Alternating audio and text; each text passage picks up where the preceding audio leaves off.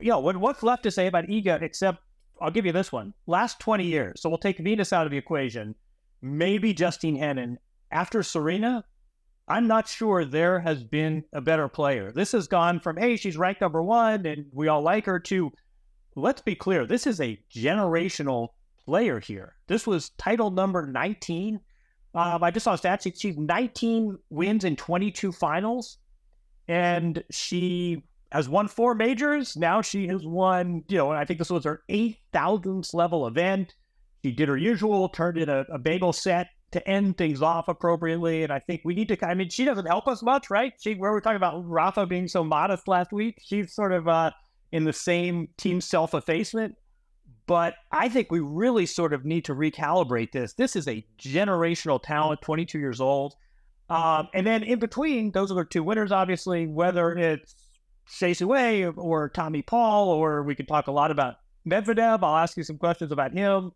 There were a lot of these sort of sides. It really, honestly, it felt like a major. And you and I, unfortunately, weren't there on the grounds, but following from afar, it really had the feel of a major. And we call it the 5th major, or we joke about it, and it spans nearly as long as a major. But from the breakthroughs to the off-court stories, upsets, we can talk about Novak. In the end, we had 2 towering players, right? We had the number 1 seed on the women's side, we had the defending champ on the men's side, so it seemed like we sort of got a reasonable result in the end. It really had the feel of a 2-week, 128 draw event.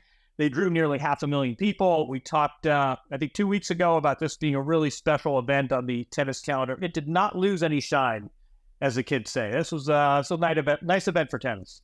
Yeah, I'll tell you what I got right when I get it right, and I'm also going to tell you what I got wrong, okay?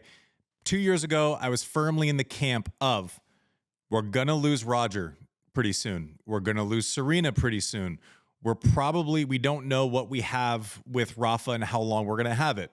Novak has so far avoided time, but that will happen as well. There is going to be a vacuum of interest in our sport at that moment because you are replacing your 5 most bankable assets in the game. And what happened? Attendance is through the roof. Record-setting year last year at the U.S. Open. Record-setting year Indian Wells. Lots of stuff that you touched on in your mailbag as far as interest. Sure, Breakpoint goes away. I thought it was like I just thought they picked the wrong stories and were pretty basic about what they covered. I feel like they tried to boil the ocean.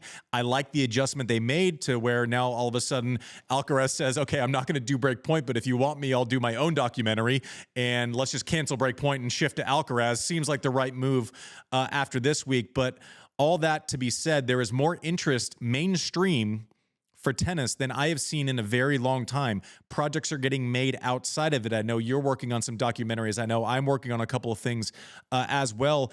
And tennis projects are getting greenlit at very high levels with very big studios and companies, and people are showing up and there's an interest in it. So I think it's great, especially considering there's not a lot of businesses where you lose your top 5 customers, your top 5 moneymakers. Marvel, at some point they're going to keep remaking the story and they're going to lose a couple of those. I don't know.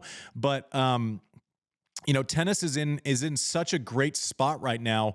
And it's weird because Świątek is not the personality where she wants to be in front of the microphone all the time. She wants to let her play do the work. By virtue of all of this going on around, we are going to pay more interest to her much earlier on in her career than if it was just purely like a crossover-based personality situation where someone's thirsty, they have to self-promote themselves to get people to pay attention. So I love this moment for Świątek. I like what you're saying.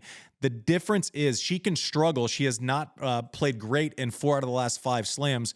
She always has that. It feels like that Rafa thing where even if she struggles in majors on a slow surface like Indian Wells, on a slow surface like Roland Garros, she is going to continue to win. You feel like it's her versus the field at worst at Roland Garros. So I agree with you totally. I don't think she's under-respected because she's number 1 in the world and everyone realizes that she's won 4 majors, but she's creeping into the territory past a Capriati, past a Kim Clijsters, past, so on and so forth, past a Lindsay Davenport. Doesn't have the volume statistics, but as far as majors, dominance, how often you win, she is entering that kind of rare air category. I totally agree with you on that.